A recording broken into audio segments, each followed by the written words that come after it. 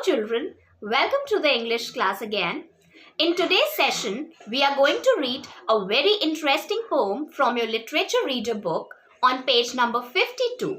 The title of the poem is The Weather is Perfect for Running.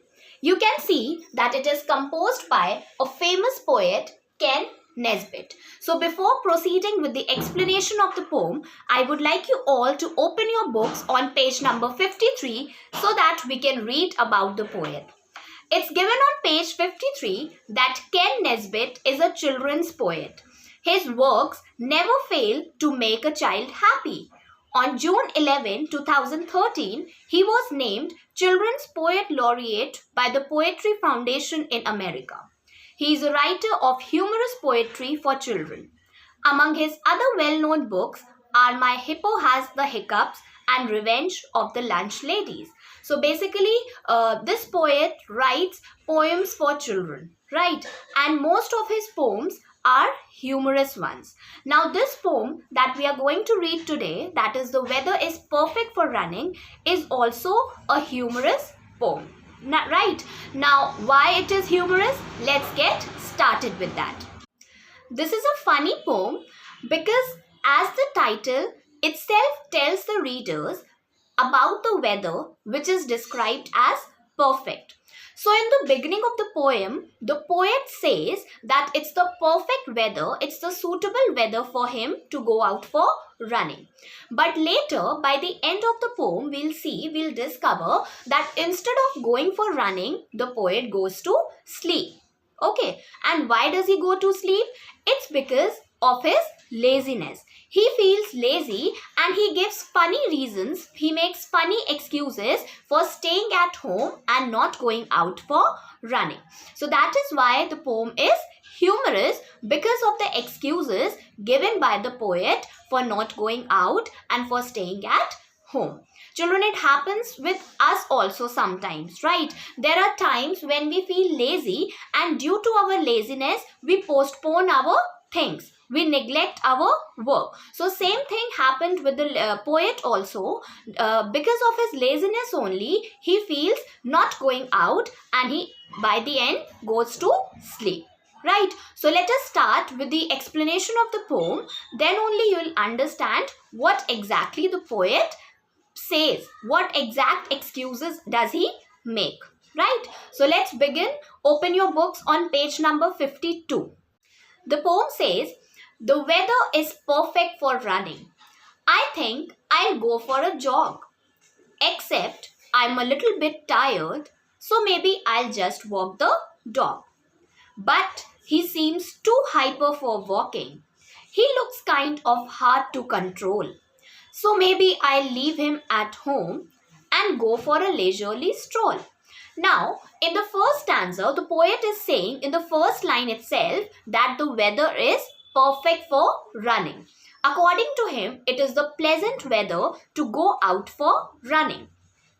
So he says he decides of going for a jog.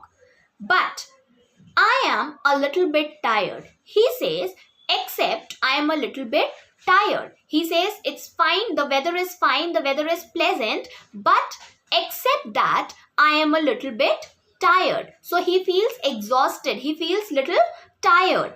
So maybe I'll just walk the dog. Now he plans to go for jogging, but since he is tired, so he's saying I'll not go for jogging, but I'll just take my dog for a walk. Okay. Now in second stanza he says, but he seems too hyper for walking. Now who does he refer to? He refers to poet's dog. He's saying I'll take my dog for a walk, but he's too hyper. Too hyper means, what do you mean by hyper? Hyper means overactive. Write down children, underline the word hyper, and hyper means overactive. Okay, so he's saying I wish to take my dog for a jog, but he is overactive. So it will not be right to take him because I won't be able to control him. He's saying he looks kind of hard to control. Since he is overactive, he looks excited for going out. I won't be able to control him. So he says, I am not taking my dog out for a walk then. So maybe I'll leave him home. He's saying, so maybe I'll leave him at home. He'll stay at home only and go for a leisurely stroll. Now, what do you mean by leisurely? Leisurely means relaxed. Okay. Leisurely means relaxed. Now, the poet is saying that since my dog is overactive, since he is hyper, so I am not going to take him because I won't be able to control him.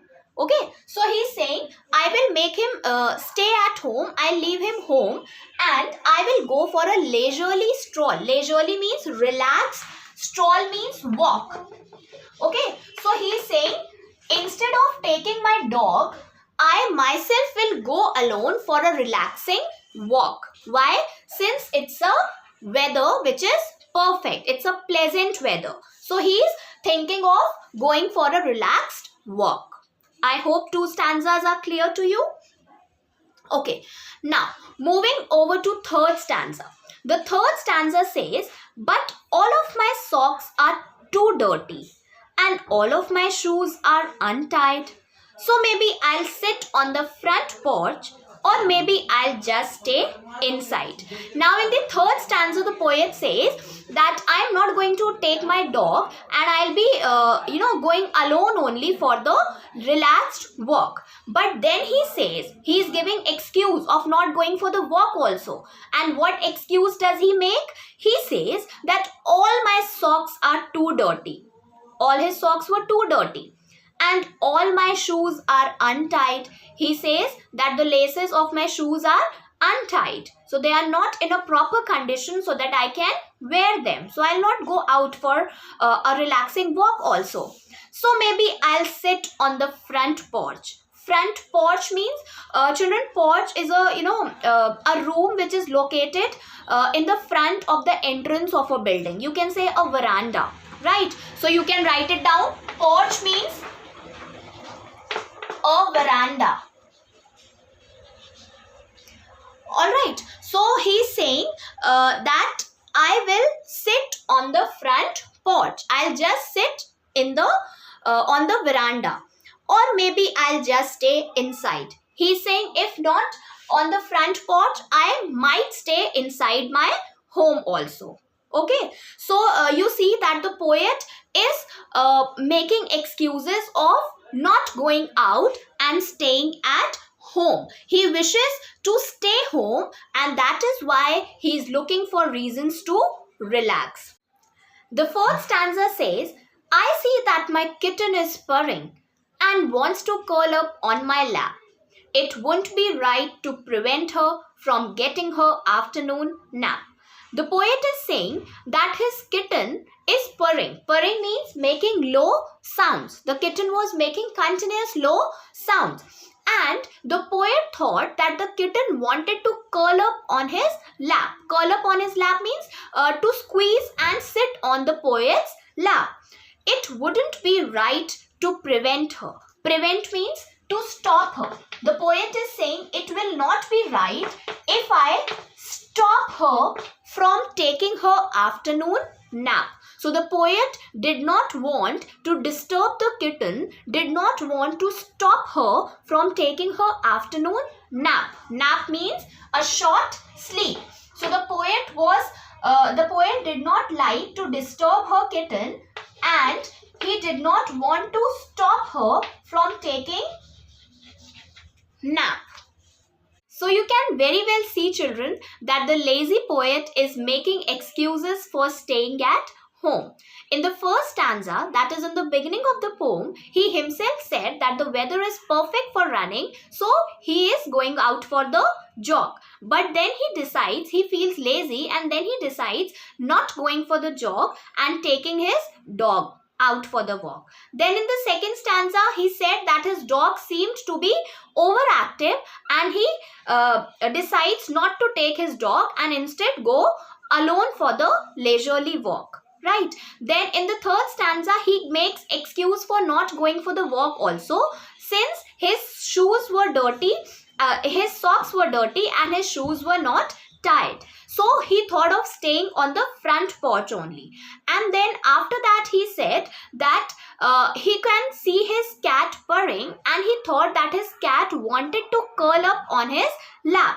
So he thought not to disturb her from taking her afternoon sleep. And then he said, "It's comfortable here on my sofa. My pillows are cozy and deep." So now he is saying that I think I'm comfortable here only on my sofa. My pillows are cozy and deep. Cozy means, children, cozy means warm and comfortable. You can write it down. Cozy means warm and comfortable. Warm and comfortable. So then he says that I am comfortable here only because my pillows are cozy and deep. So I lie on my sofa only. You can very well see that he is doing nothing and he is making silly excuses for not going out. The weather is perfect for running, so that is why I am going to sleep. So finally he ends up doing nothing and he finally decides for going to sleep. And in the last two lines, he says, the weather is perfect for running, so that is why I am going to sleep. So we see that it's nothing but poet's laziness only that stopped him from doing the things that he planned.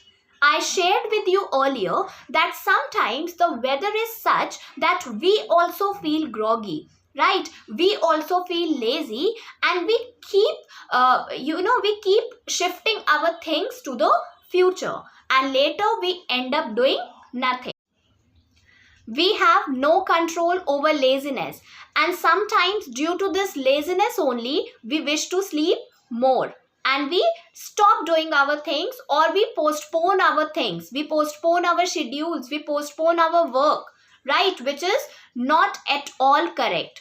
Okay, so this laziness also leads to lack of concentration. We are not able to concentrate. So how to overcome this? How to stop being lazy? Right, the best way according to me is to involve yourselves into exercises. Right, the more you exercise, the more energetic your body is, and the more motivated your mind is. Right, so in this poem also I hope you are now clear that how this poem is a funny one. This is funny because of the funny excuses made by the poet for not going out for running.